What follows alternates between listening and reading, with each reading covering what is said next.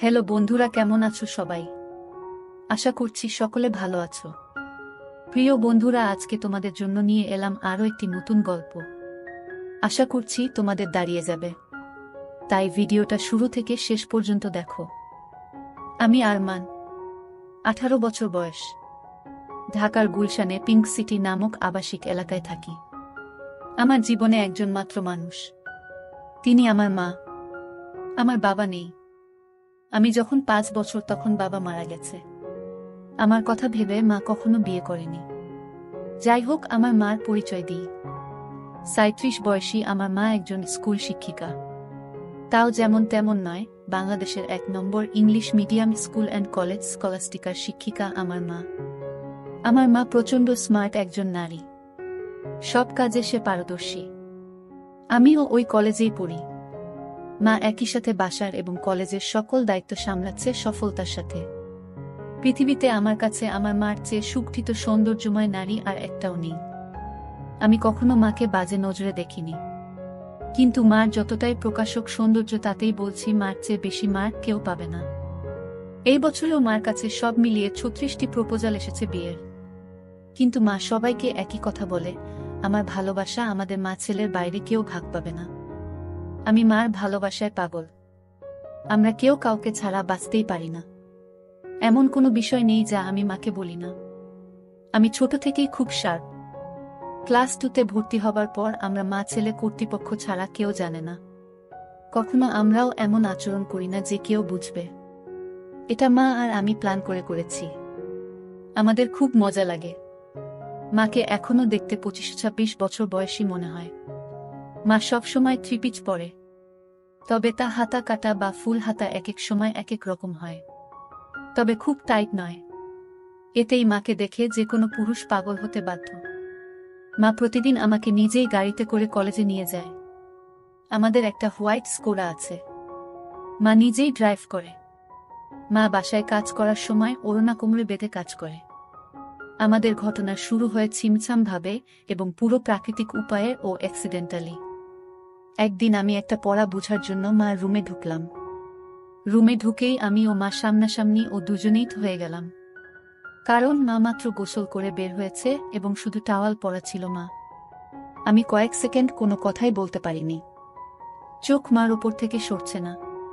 কিন্তু লজ্জা পেয়ে মার চিৎকারে আমিও একটা চিৎকার দিয়ে বেরিয়ে আসি সরি বলতে বলতে। এসে বাহিরের দরজার পাশে দাঁড়িয়ে বলি, সরি মা, আমি পড়া বুঝতে এসেছিলাম, পরে বুঝে নিব। এই বলে আমি আমার রুমে গিয়ে খাটে বসতেই মার দেখা এই পলকের সৌন্দর্য চোখ থেকে সরাতে পারছি না। হঠাৎ বুকটা ধড়ফড় করছে। চোখ পড়ল প্যান্টের দিকে। আমি ভয় পেয়ে গেলাম। দেখি প্যান্ট ফুলে ঢোল হয়ে আছে। আমার মন ভাঙচুর হয়ে যাচ্ছে মাকে এমন রূপে দেখে। কখন যে ঘুমিয়ে গেলাম বলতেই পারি না। ঘুম ভাঙতে দেখি তখন সন্ধে হয়ে গেছে। উঠে ফ্রেশ হয়ে বের হলাম রুম থেকে। সামনে মা পড়ে গেল। ড্রয়িং রুমে বসে টিভি দেখছে আর সালাদ কাটছে। আমায় দেখে হাতে ইশারায় পাশে বসতে বলল। আমি বসলাম। মা একটা হাতাকাটা ব্রাউন সালোয়ার কামিজ পরা ছিল। সুন্দর লাগছে, কিন্তু মার চেহারা দেখে মনটা ভেঙে গেল। আমার স্বর্গতুল্য মাকে নিয়ে কি সব বাজে চিন্তা করেছি আমি, ছি। হঠাৎ মার ধাক্কায় সম্বিত হল। আম্মু, কি হলো বাবা? কি ভাবছিস? চুপ করে। আমি, না আম্মু, কিছু না। তোর জন্য বিরিয়ানি রান্না করেছি, আয় খাবি চল। মা একদম স্বাভাবিক হয়ে আছে, হয়তো নিজেও লজ্জা ঢাকছে। আমি, আজ আমায় খাইয়ে দিবে আম্মু? মা আমার দিকে এক পলক অপরূপ দৃষ্টি করে চেয়ে বলল, আয় কাছে আয়। আমি হাত বাড়ালাম, কিন্তু মা আমাকে অবাক করে দিয়ে হাত ধরে কাছে নিয়ে তার কোলে থাইয়ে বসিয়ে দিল। আমি বুঝতে পারছি না হঠাৎ এমন করলো কেন। কারণ বড় হয়েছি বলে হয়তো এতদিন এমন কোলে নেয়নি, এজন্য অবাক লাগছে। আম্মু, জানিস বাবা, তোকে নিয়ে আমার অনেক স্বপ্ন। আমি জানি মা, আমি বড় মানুষ হয়ে দেখাবো। আম্মু, তুই বুঝছিস না। আমি চাই না তুই টাকা পয়সা কামানোর জন্য জীবন পানসে করিস। আমি মানে? আম্মু মানে হলো কখনো টাকার পিছনে না ছুটে খুশি থাকতে চেষ্টা করবি। টাকা এমনি আসবে। আমি, ও আচ্ছা। মা আমাকে খাইয়ে দিল। এমন মাসুম মার প্রতি রাতে কি নাকি ভেবেছি আমি ভেবেই খারাপ লাগছে। আমরা যে যার রুমে গেলাম ঘুমাতে। সারারাত নিজেকে দুষেছি আমি। দুদিন মন খারাপ ছিল। এর মাঝে একদিন কলেজে যাওয়ার সময় মা বলল, কোনো কারণে কি মন খারাপ তোর? আমি, না মা। মা আর কিছু বলল না। পরদিন আমার ক্লাস ছিল না। মা গেল। হঠাৎ ফোন করল মা। আম্মু, গোসল করে তাড়াহুড়ায় আমার কাপড় মেলতে ভুলে গেছি, একটু নেড়ে দে প্লিজ। আমি, আচ্ছা মা। আমি মার রুমে গেলাম। গিয়ে বালতি নিয়ে ছাদে যাই। নাড়তে গিয়ে প্রথমে ছিল কামিজ, তারপর সালোয়ার, এরপরে বাকিগুলোও দেখি। দেখে আমার বুক ধরফর করতে লাগে। দেখলেই বোঝা যাচ্ছে এটা নামিদামি ব্র্যান্ডের। হাতে তুলতে হাত কাঁপছিল। আর কি সুন্দর ঘ্রাণ ওগুলো থেকে, কি বলবো। আমি হতবিহ্বল হয়ে গেলাম। কারণ পৃথিবীতে ৭০০ মিলিয়নে একজনের ভাগ্যক্রমে একই সাইজের হয়, আর তা আমার মার ভেবেই মাথা নষ্ট হয়ে গেল। পাগল হয়ে যাব মনে হয় এমন দশা। আমি কোনোমতে ওগুলো একটা সাইডে নেড়ে দিলাম যেন বাহিরে কার চোখে না পড়ে। দৌড়ে রুমে এসে পড়ি। ইচ্ছা করছিল একটাবার হাত দিয়ে শান্তি করি, কিন্তু এর ভয়াবহতা বিশাল বলে নিজেকে সামাল দিই। এরপর ইন্টারনেটে দেখতে লাগলাম এসব চিন্তা নিয়ে। দেখি অসাধারণ বিষয়। স্বামী মারা গেলে ছেলেই মায়ের দায়িত্ব নিবে এবং সব খেয়াল রাখবে, তা শারীরিক মানসিক সব হতে পারে, এটা বেদে লেখা। নারী অন্য কোনো দেহের সাথে জড়াতে না চাইলে বাসনা পূরণ করা সন্তানের দায়িত্ব। আমি কি করব বুঝতে পারছি না। এসব ভাবতে ভাবতে ঘুমিয়ে গেলাম। উঠলাম মার ডাকে। দেখি মা সামনে দাঁড়ানো। বসলো বিছানায় ও আমার মাথায় হাত বুলিয়ে বলল, ঘুম হলো সোনা? আয় খাবি আয়। আমি উঠে গেলাম ডাইনিং রুমে। মা চা বিস্কিট এনে বলল, চল ছাদে বসি। আমরা ছাদে বসলাম। গিয়ে মা কাপড় দেখে বলল, আমি আজ ভুলেই গেছিলাম। এই রে আমার ওই কাপড়গুলো কোথায়? আজ কি ধুইনি নাকি? আমি, না মা, ওই পিছনে আছে। এমনভাবে বলল যেন ছেলের সামনে এগুলো কোনো বিষয় না। মা সব কাপড় তুলে হাতে নিল। আম্মু, গরমের ছুটিতে দিয়ে দিল। বলো কোথায় যাবে ঘুরতে? আমি, আমরা তো বাসায় সময় কাটাই না। চলো এই ছুটি বাসায় নিজেদের সময় দিই। মা অপলক তাকিয়ে আছে আমার দিকে। আমি, কি মা? ভুল বলেছি। মা আমার গালে হাত বুলিয়ে বলল, কোনো ভুল বলিসনি সোনা। তুই অনেক বড় হয়ে গেছিস বাবা। Love you baby. বলেই মা আমায় জড়িয়ে ধরল। এটা অবশ্য সব সময় হয়, কিন্তু আজ ভিন্ন একটা ঘ্রাণ আসছে মার গায়ে। এটা মমতা আর কি একটা ভিন্নতা বুঝলাম না। তো পরদিন আমি টিভি দেখছি আর মা ঝাড়ু দিচ্ছে। আমি দেখলাম মা আজ ওড়না পরেইনি, আর ঝাড়ু দেওয়ার সময় সব ঝলক দিচ্ছে। আমি জানি না কেন চেয়ে চেয়ে মাকে দেখছিলাম। হঠাৎ একবার আমিও মার দিকে তাকালাম, মাও তাকালে চোখাচোখি হলো। আমি খুব ভয় ও লজ্জা পেয়ে গেলাম। মা না জানি কি ভাবছে। আমি আর তাকালামই না। ভয়ে ভয়ে আছি কি যেন বলবে আমাকে। এমন সময় কাজ শেষ করে এসে মা পাশে সোফায় বসল, আমার গা ঘেঁষে আমার কাঁধে হাত রেখে। আমি ভয়ে কাঁপছিলাম। মা বলল, আরে কি দেখছো এসব? চলো রেসলিং দেখি। তুমি দেখো না? আমি অবাক হলাম। আমি রেসলিং দেখে না। আমি মাথা নেড়ে না বললাম। মা বলল, বি এ ম্যান। এ যুগে রেসলিং দেখো না তা হয়? দাও রিমোট দাও। মা রিমোট নিয়ে চ্যানেল পাল্টে রেসলিংয়ে দিল। আন্ডারটেকার আর ত্রিপলিচের খেলা চলছিল। মা এত মজা করে দেখছিল যে আমিও কেমন ঘুলে মিলে গেলাম। হঠাৎ করে আমায় বলল, তোমার কাকে পছন্দ? আমি তো দেখি না। কিন্তু আন্ডারটেকার। আম্মু, এই তো আমার ছেলে। সে খুব জোশ। আমি তো হয়ে গেলাম। মার প্রতি একটা কৌতূহল হলো। মাঝে এনবি ও মার্গারেটের লাইভ হবে এটা বিজ্ঞাপন দিল।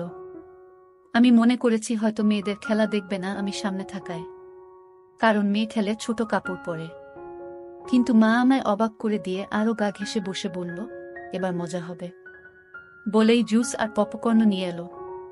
আমি উঠে যাচ্ছি লজ্জায়। মা আমায় থামিয়ে বলল, আরে বস, মজা হবে এদের খেলায়। আমি মার্গারেট আর তুই এনিবি, ঠিক আছে? আমি, আচ্ছা। খেলা শুরু হলো। দুজন ছোট ছোট সেট পরে এসেছে। মা বেশ মজা করে দেখছে। আমি শুধু মাকে দেখে অবাক হচ্ছি। মাঝে অ্যাড দিলে মা তখন আমার দিকে ফিরে আচমকা বলল, তুমি আমাকে বন্ধু মনে করো? আমি হঠাৎ একটা শুনে অবাকই হলাম। আম্মু, অবাক হবার কিছু হয়নি।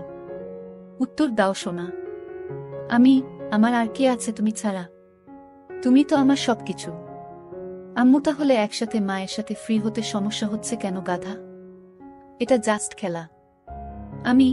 আসলে ওরা ছোট কাপড় পরা, তাই মা ছেলে একসাথে এসব দেখা, এজন্য লজ্জা লাগছে। মা হাসতে হাসতে শেষ। আম্মু, আরে বোকা ছেলে, আমি না তোর মা। লজ্জা কিসের আমার সাথে? এগুলো অনেক আগের মূর্খ সমাজে চলত, এখন না। শোনো, আমরা মা ছেলে ছাড়া আর কেউ নেই আমাদের জীবনে। আমরা চিল করব না তো কে করবে বলো? আম্মু, আমরা একসাথে এগুলো দেখলে কিছু হয় না। আর এগুলো পড়ার জন্য এমন লজ্জা কেন? তুই পড়িস না নাকি? আম্মু, আমিও তো পড়ি, তাতে কি হয়েছে? এসব উলটপালট কথা বলবি না। পোশাক কখনো মানুষের স্বভাব থাকে না। মনে বিষ নিয়ে যদি বুরখা পরে ঘোরা হয়, তাহলে বুরখা পরার কোনো মানে নেই। এটা মাথায় রাখবি। আমি মাথা নাড়লাম। এরপর খেলা শুরু হলে দেখা শুরু হলো আমাদের। হঠাৎ মা বলল, চল বাজি হবে, আয় দেখি কে জিতে। আজ মার্গারেট জিতবে। আমিও আর লজ্জা না পেয়ে মাকে সঙ্গ দিলাম। আমরা রক্তহীন করা খেলায় শেষে আমিই জিতে গেলাম। পুরো 5,000 টাকা জিতলাম আমি। কিন্তু মা একটুও মন ভারী করল না। বেশ টাকা আয় হলো। মাঝে মাঝে এমন হলে বড়লোক হয়ে যাব। আম্মু, তা তো হবেই। তবে জিতলি, কি খাওয়াবি বল? তুমি কি খাবে আম্মু? তোকে খাবো। আম্মু, আরে বোকা, এমনি বললাম। আচ্ছা, আমি ঘেমে গেছি, যাই গোসল করে আসি। মা গোসল করতে গেল। আমি টিভি দেখছি। হঠাৎ শব্দ মার গলার। আমি দৌড়ে যাই মার রুমে। গিয়ে আবার হয়ে গেলাম। আজ সেদিনের মতো নয়, কিন্তু আজ মাকে সম্পূর্ণ ভিন্নতর দেখলাম। আমি হা করে তাকিয়ে আছি। আম্মু, কিরে কি দেখিস? অবাক হয়েছিস না? আমি মাথা নেড়ে হা বলি। কিন্তু এত টাইট যে আম্মু?